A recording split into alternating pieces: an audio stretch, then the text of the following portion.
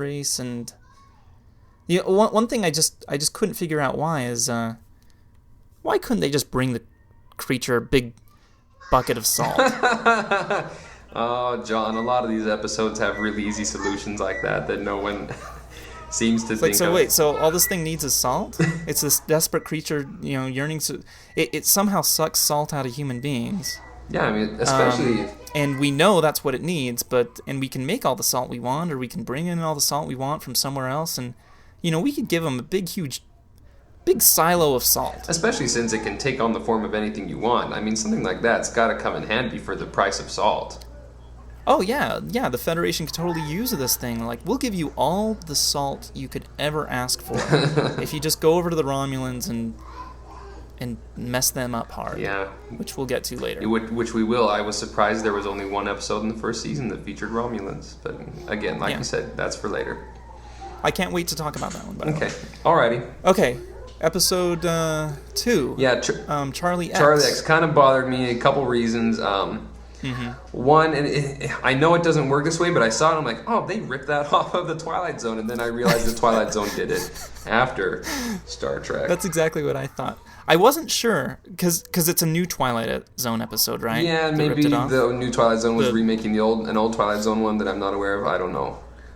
Yeah, but it could have been an old one. I'm not sure. Yeah. I'll have to research that one, but that's exactly what I was thinking. It's the Twilight Zone episode, and I kind of a cool concept. But I don't really like the Twilight Zone episode so much. It's probably my least favorite one that I've seen in the past couple days. Well, I just couldn't stand Charlie, to be honest. Charlie driving me crazy. I know. I hate that. I hate that kid. Yeah. I hate Charlie really, really bad. Yeah. And strangely enough, there's a new Star Trek. A bunch of the Star Trek actors got together and decided to make a fan appreciation film. It's called I forgot what it's called, but I just barely heard about it, and it's like this new cutting edge Star Trek, and it has like the guy who plays Chekhov and Uhura in it, and a bunch of old people, and this huge like time skew happens, so that everything's changed and they have to fix the time in the past or something like that. And apparently Charlie X, as an adult, as a bald gray adult, is responsible for it. And I'm like, oh man, that's lame, because he's like the lamest kid ever. I just wanted to punch him so bad. And can you imagine how horrible that would be? Because he could do anything he wants, and he's an annoying kid. Yeah, dude. Like, what if one of your kids, JR, could do anything he wants, and you were powerless? Yeah, especially if it was one of the annoying ones, huh? I know. That would be bad. So it was very difficult to watch Charlie X. Let's see, did I write anything else out? It was, what was the deal with, do you remember the part where Charlie goes to the little lounge area and Uhura sings that medieval poem with Spock on the harp? Yeah. Did that not make sense to you? Because Spock was playing the harp? Yeah, well, Spock was playing the harp, and Uhura just broke out into medieval song and dance. Yeah. Is that what they do? And since it was only the second episode, I thought, oh, well, I guess this is a Star Trek thing. They've got Uhura, and she's going to sing a lot. But fortunately, that was one of only 1 or 2 times in the whole season. Not that I mind her singing. No, she's fine. Spock playing the harp, I don't know. Is it illogical to waste your time becoming proficient on a musical instrument? I don't know what... Well, I think it's logical to become proficient, but he kind of sucked at it. So okay. That didn't make sense to me. Well, I don't know then. And also, a couple other things. I'm sure you were touched by the fact that Kirk had to sit Charlie X aside and say, "This is why we don't slap women on the butt." Oh, yeah. Yeah, there were some really good coming-of-age moments in that episode. It was just like watching My Girl again. Yeah. Okay, yeah, pretty lousy episode. They introduced 3D chess in it, and also there's an American Gladiators gym where 2 guys were fighting with giant Q-tips. Yeah. Which was ripped off from American Gladiators. Okay, anyway, that episode sucked. I don't want to talk about it. Good. Okay. Episode 3, I have Where No Man Has Gone Before. Yeah, decent episode. I mean, which is faultily titled because they're going to find this 200-year-old USS Valiant. Uh-huh. And I assume there were men on the USS Valiant, right? So wouldn't they actually be going where man has gone before? That's a good question, huh? I think maybe we're not talking about physically where man has gone before, but maybe metaphysically where man has not gone before. I don't know. Maybe it's the process of the man assuming these powers is something that man has not done before. I don't know. Oh, thank you, John. Hey, I appreciate that, but maybe it's only because these guys haven't met Apollo in season 2, but we can't talk about that in this. So.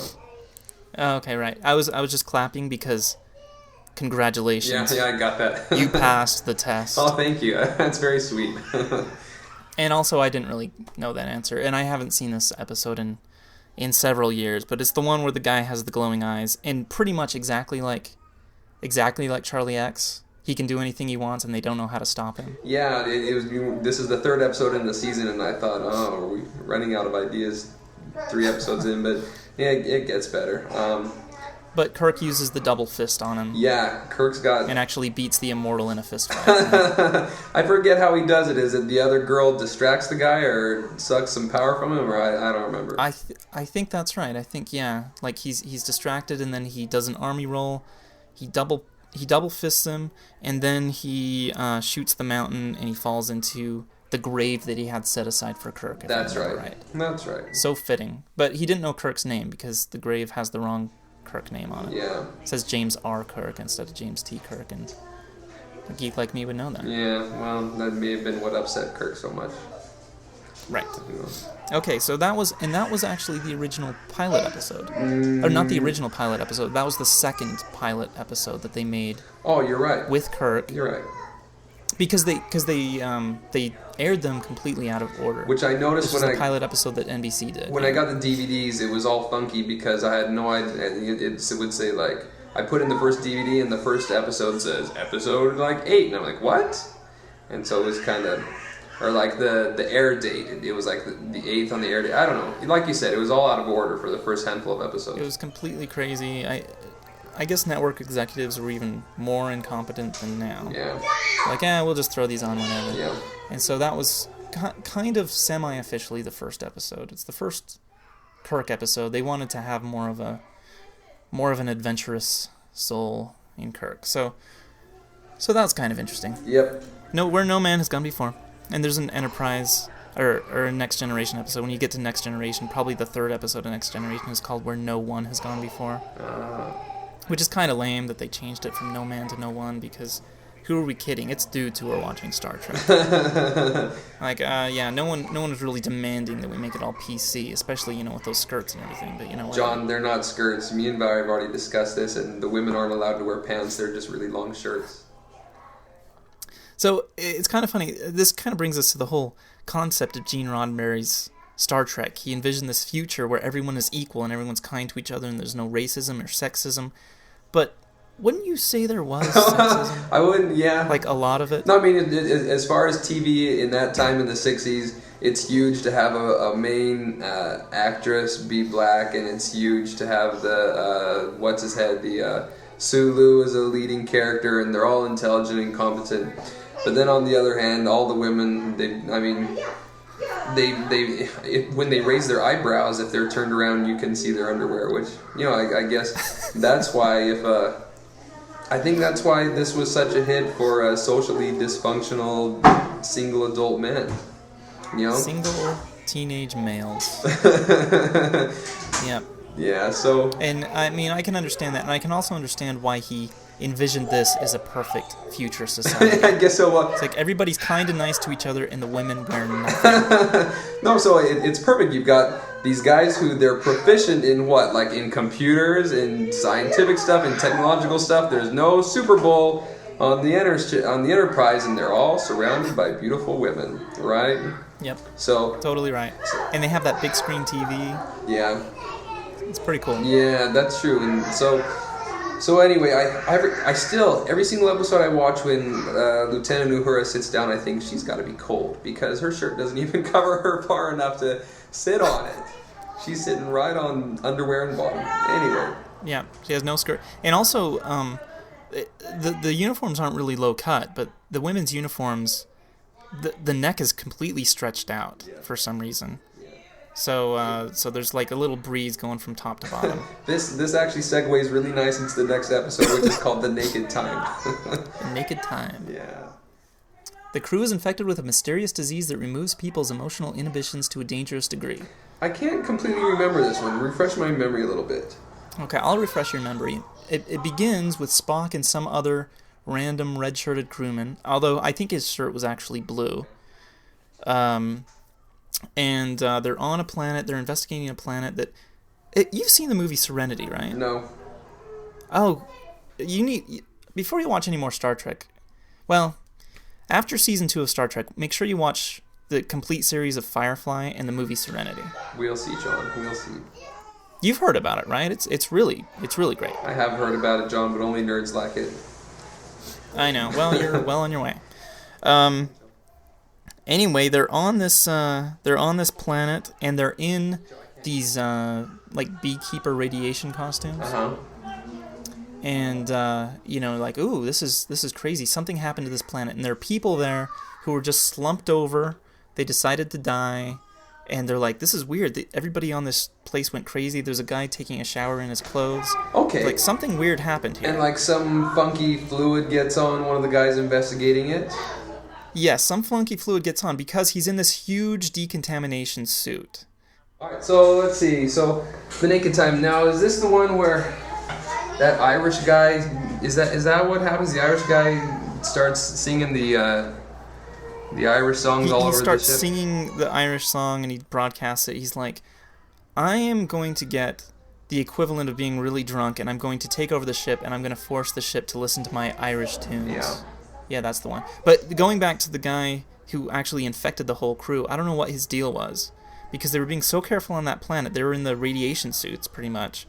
And he decides to take his glove off to put his hand on the rock and then scratch his face. Mm-hmm. And I don't know, if you're ever in a position to be in this huge radiation suit, do you ever just, like, take your glove off for no reason? John, it's like when you're investigating whatever's contaminated? Isn't it like taking off your mask in the middle of a paintball barrage? You just don't do it. Yeah, you don't do that. You don't do that. And so he's responsible for the whole crew just getting really... not so much drunk. They just... Like, Sulu takes his shirt off and starts sword fighting everybody. Yeah, that's right. That's right. And they're all kind of sweating, and they pass this disease on that makes everybody do that. Yeah, by touch, right? All you gotta do is touch and... Yeah. And so they figure out what's going on, and they have to... they're falling toward the planet, and they've got to get away from the planet, but they have to start the engines cold, which is combining matter and antimatter, and you're not supposed to do that, but they somehow figure out a formula to do that. And they also when they figure out how to do it, they go back in time, which leads you to at least one future episode in this season, right? No, but you get the feeling that they're going to use it as an excuse in the future. I can't remember if they did. Yeah, you get the feeling, which I think is... I hated that. Yeah. I mean, don't you hate that when they're like, okay, so we can go back in time whenever we want? Yeah. And so pretty much you think every subsequent episode, something horrible happens, 5 people die, they get in a situation, where it's like really bad and they need to get out of it. Why don't you just go back in time? You can do it any time you want, can't you? Just go back in time, but they never do. Yeah. And it's kind of a... I kind of wish this was deleted. I think it explains how they go back in time in Star Trek 4. And also there was a Next Generation sequel to this one too, and that's where Data had sex with Tasha Yar. Oh, that's nice. So that'll be fun to look forward to. Yeah, I'll make sure I watch that with Valerie then. All right, on to the next episode. The Enemy Within, right? The Enemy Within. A great episode. Yeah, which like I've talked to you previously, this one produced my favorite quote of the season, I think. Which was, I want to live. I want to live! Yeah. Which is Kirk's evil twin in a transporter accident. We get the passive, intellectual Kirk, and then the aggressive primal Kirk, split into 2 beings. So it's not like just an evil Kirk, it's like 2 halves of the same person. Yeah, and both halves being necessary, which you think are initially right, that he's just the evil Kirk, and, well, let's just kill him off because he's the evil Kirk. Yeah. But it turns out that he's not the evil Kirk, he's just the aggressive, it's not driven, quite that simple. ambitious Kirk. So... Yeah. A lot of things I really liked about this. I actually wrote some stuff down. The double Kirk embrace at the end as they become one again. I knew you would love that. They had to use the transporter to become one again, kind of like Brundle Fly in the movie The Fly. Brundlefly Pod.